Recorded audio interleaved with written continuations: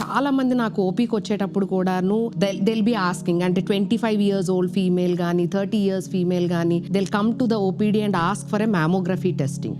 So mammography testing అనేది ఏ ఏజ్తో స్టార్ట్ చేస్తే బెటర్, అండ్ ఒకవేళ హిస్టరీ ఆఫ్ బ్రెస్ట్ క్యాన్సర్ అంటే ఫ్యామిలీ హిస్టరీ కనుక ఉంటే ఇంకా ఎర్లీగా ఏమైనా స్టార్ట్ చేయాలా? ఫస్ట్ కామన్ ప్రజెంటేషన్ ఏంటంటే ఏం సిమ్టమ్స్ ఉండవు, అసలు లక్షణాలు ఏమీ ఉండవు.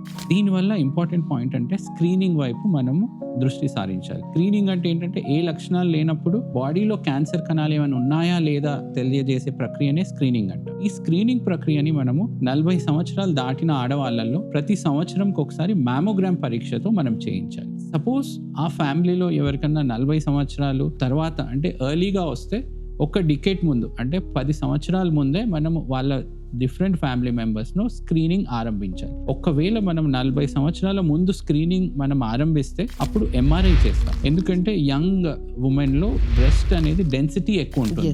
సో ఈ డెన్సిటీ ఎక్కువ ఉండడం మూలంగా మ్యామోగ్రఫీలో మనము ప్రాపర్గా క్యాన్సర్ కణాలని మనం గుర్తించలేకపోతాం.